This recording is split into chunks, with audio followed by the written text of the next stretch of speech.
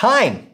People want more time. This video is going to help you today have more time. Hey everybody, Greg Winteregg here. Welcome back for my next chapter in my book, Fun at Work. Today's chapter is awesome. This is a button for everybody. The title of the chapter is How to Master Time. I am telling you, I get so much done in such a short period of time, and I wrote about it in this chapter. Now, it's a very short chapter in the book, but it has some real powerful information in it. So, number one reason people waste time is they can't make a decision. Have you ever been out to a restaurant with someone and they just keep looking, and then they're talking to the waiter, and then they're telling the waiter to come back, and then they look at the person and say, "What do you think I should get?" Oh yeah, that's fine, you're at a restaurant.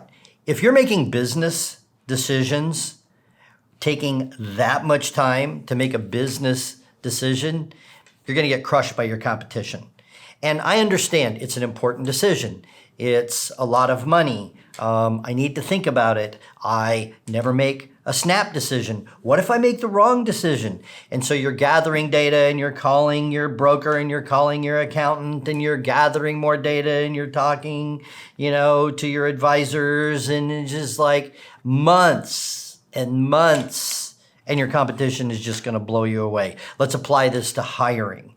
So you have 8 or 10 applicants, you look through the resumes, you find the 4, you have 4 that come in. You're pretty excited about one of those 4, but I really have to check the references. So now you're starting to take time to check the references, and the references aren't calling you back, but you can't make a decision until you talk to the references. And so 10 days goes by and you call the person like, sorry, but I took a job the next day after our interview.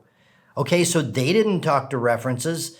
So here's what I have found kills decision making. It's afraid to make a bad decision. So scratch that from any consideration you have. Scratch that from your vocabulary. Never let those words come out of your mouth. If you make a bad decision, you make a bad decision. Everybody makes bad decisions. Here's the great thing about being in business. Do you know you only have to be right 51% of the time to succeed?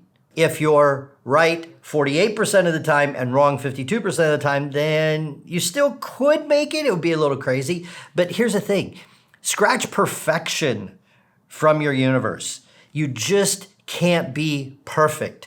And other folks will sit down and they'll make a big list. What if this happens? What if this happens? What if this happens? If this happens, I'll do that. And if this happens, I'll do that. And you're wasting time. All that energy, all that time that you're putting into making the decision could be put into executing a decision made.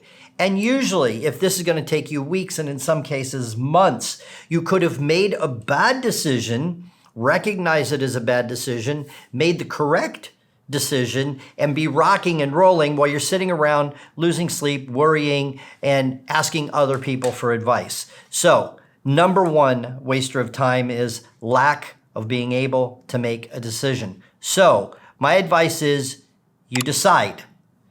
Second thing after you decide is you start.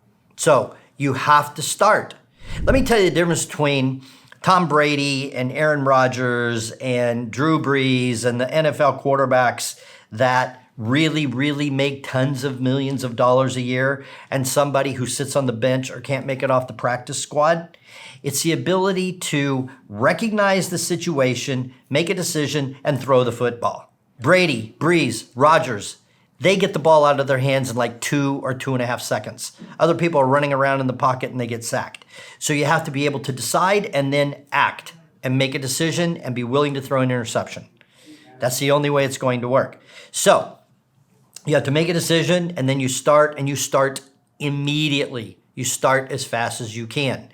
And going back to the chapter on basic purpose, strategic planning, action planning, watch those videos if you haven't seen them yet. Then you have your basic purpose, you come up with your strategic plan, you start your action plan immediately, you start rattling off the targets, and you get into action.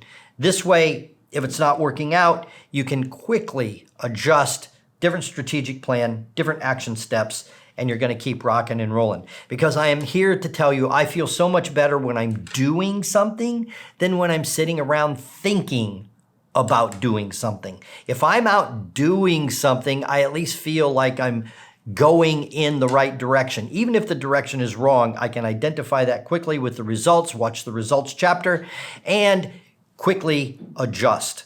So you have to be able to decide, you have to be able to start, and finally, you know how I have so much time? I delegate. I find people all around me, I recruit people all around me that are so much better at stuff than I am. And guess what?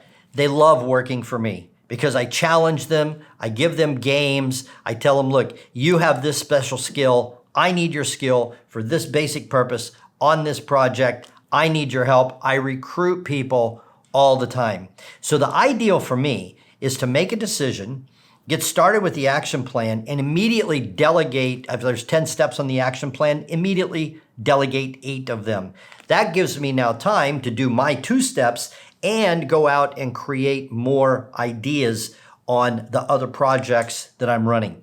There is a great quote in this chapter. I'm big into cars. I drive Corvettes. I'm on my 8th Corvette since 1991. I've got a 2015 Corvette Stingray. It's awesome. And Mario Andretti was one of my favorite drivers growing up. Here's what Mario Andretti says, Indianapolis 500 winner. If everything seems under control, you're just not going fast enough. This is a guy who drives cars at 230, 240 miles an hour. And I've watched interviews with these guys, and they're like, the car is fastest when it seems like you're going to wreck. And so you have to be willing to make decisions, move fast. You have to be willing to wreck and quickly put it all back together and go in a new direction. And I will tell you, if you start operating like this, you will have so much time.